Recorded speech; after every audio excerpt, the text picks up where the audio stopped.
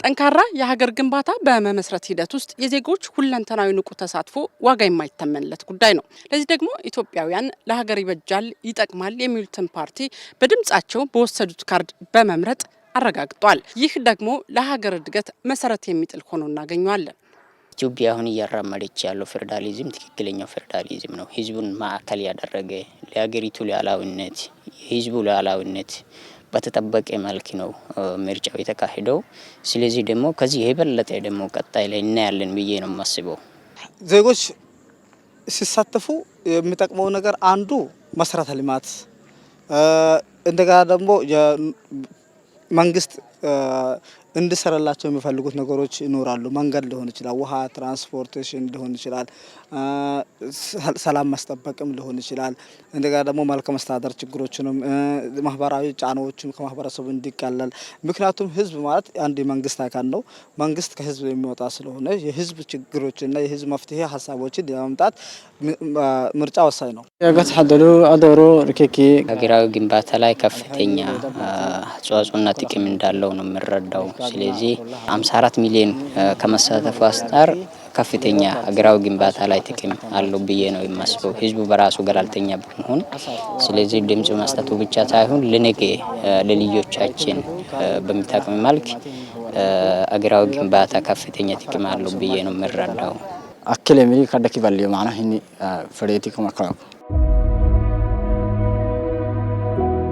በሀገራችን ካለው 130 ሚሊዮን ህዝብ ሰፊውን ቁጥር የሚይዘው የወጣት ኃይል ነው። ከዚህ አንጻር በቀጣይ 5 ዓመት ኢትዮጵያን የሚያስተዳድረው የሚመሰረተው መንግስት ለወጣቶች ሰፊ የስራ እድልን በመፍጠር ተጠቃሚነታቸውን ማረጋገጥ እንዳለበት ተነስቷል። የአገሪቱ የወጣቶች ፍሰት ለመቀነስ ወይም ስደት ለመቀነስ የህዝብ አደራ አለበት። ስለዚህ የህዝብ አደራ ተቀብሎ በህዝብ አደራ ደግሞ መስራት መቻል አለበት። አንደኛ ለወጣቶቹ የስራ እድል ፈጠራ ሜዳዎችን ማመቻቸት መቻል አለበት።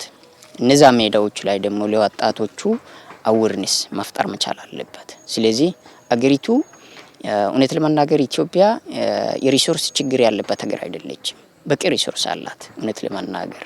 ስለዚህ የተፈጥሮ ሀብት ያላት ሀገር ከመሆኑ አንፃር ያን የተፈጥሮ ሀብት ተጠቅመን ለወጣቶቻችን ደግሞ ቅድሚያ መስጠት መቻል አለበት። እንዳላይ ተሃይ መብለሃ ታማድ ዶሪ ጊናም የኢትዮጵያ 50% የሚሆን የወጣት ክንፍ ከመሆኑ አንፃር አንደኛ ለወጣቶች ስራ እድል መፈጠር መቻል አለበት።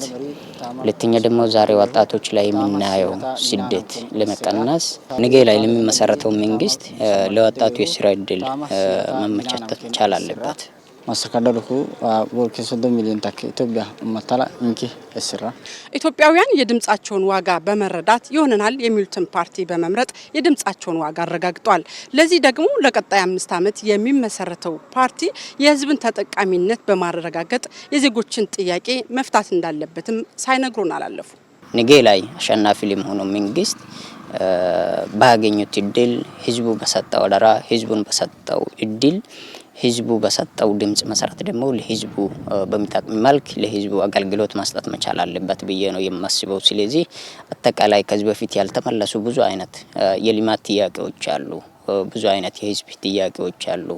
ያን ደግሞ አንድ በአንድ በማድረግ ለይቶ አቅዶ ስለዚህ ወደ ታች ወደ መሬት ወርዶ ተግባራዊ ለማድረግ ሌሊት ተቀን መስራት መቻል አለበት። እስከዛሬ ያው ያልተጠቀምንበት እስካሁን ኢኮኖሚያችንን እንዳድግ እንደገና ደግሞ ባህር አልባ አገር ሆነን በጣም ከብዙ ልማቶችና ከብዙ እድገቶች ወደ ኋላ ያስቀረን ኢኮኖሚያችን ጫና የፈጠረብንና እንዳናድግ ምክንያት የሆነው የባህር በር አለመኖራችን ነው። ተጠቃሚ የምትሆንበት መንገድ የሚያመቻች መሆን አለበት። ዓለም በቴክኖሎጂ ምህዳር እየተቃኘ ባለበት በዚህ ወቅት ኢትዮጵያም ይህንኑ ቴክኖሎጂን በመቃኘት ከዘመኑ ጋር ተወዳዳሪና ተገዳዳሪ የምትሆን ሀገር ልትሆን እንደሚገባም ተነስቷል።